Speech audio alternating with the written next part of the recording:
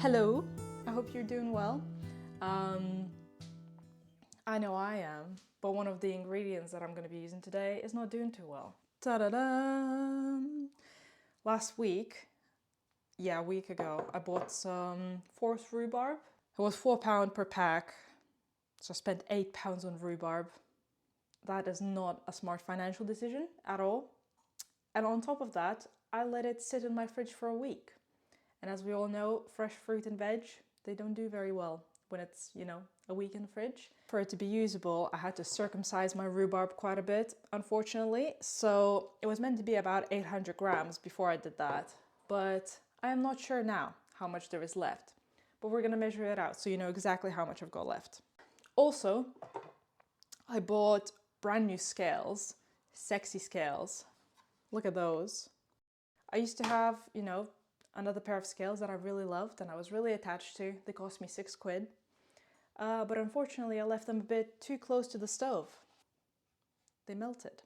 They're still working, surprisingly, but unfortunately they're not accurate at all because they melted over themselves. I don't know if you can see, and they kind of click like this. That was very loud. So they just get stuck basically. So now they're gonna go in the bin. It was a sad day, but we've upgraded, as you should in life. Anyways, let's get on with the crumble.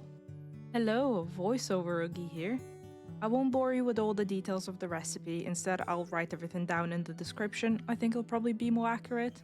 Instead of me stumbling over the ingredients and having to re-record the message. The message? See, that's what I'm talking about. Anyways.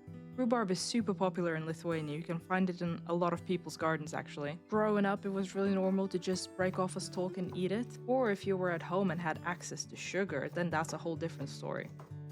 But unfortunately, I grew up and became a wuss who can't eat rhubarb if it's not doused in sugar, so here we are. As you can see, I really enjoyed that rhubarb slice. And now, after 1,000 years of cutting up the rhubarb, it's finally time to put it in the pot. Fuck. Of course I dropped the majority of it. Now for my favorite part, cover it all in sugar and just mix it together. Very difficult recipe so far. Once you're done mixing everything, just press down with a spoon to make sure you don't leave any gaps that your crumble could fall through. And then we move on to the best part, actually making the crumbs. And for that you literally just need sugar, flour and butter. And all you really have to do is just mush your flour with the butter. It's very hands-on, so make sure you wash your filthy hands before the step, but just keep crumbling it together until it looks something like this. And finally, the time has come to pour it over your rhubarb. I thought this day would never come. I'm so slow at cutting things. My knife skills are atrocious.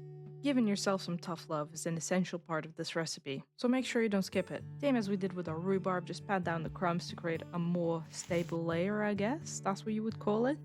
I quite like adding some oats to my crumble, but it's completely optional. Brother, may I have some oats? No. Then it's time to chuck this patty into an oven that has been preheated to 180 Celsius. And while we wait for it to be done, about 35 to 45 minutes to be exact, let's warm up some custard. And I have no idea why I look so terrified when I'm using the oven. It's not my first time using the oven, I promise. In hindsight, I probably should have kept it in the oven for a little longer for it to be more golden, but it was nice and bubbly and I couldn't wait to try it. My first rhubarb crumble, come on, who has the time? Here I am struggling to plate it up nicely, but there's nothing that a little custard can't fix, let's be honest. Although it has become a little clumpy from the amount of time it's been out. But look, my custard standards are low, or I'll eat it the next day when it's cold as well. The verdict, I had really high hopes for this dessert, but I think I might be allergic to rhubarb.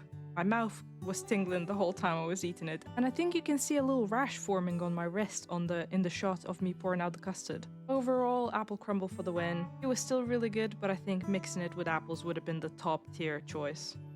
As always, thank you so much for watching. If you enjoyed this little shit show of a recipe, please give me a like and subscribe. The next video will be a little vlog from Sweden. We went recently, so I can't wait to share with you. Anyways, I hope you have a good evening, or day, or morning, or whatever. And I'll see you very soon. Thank you. Bye.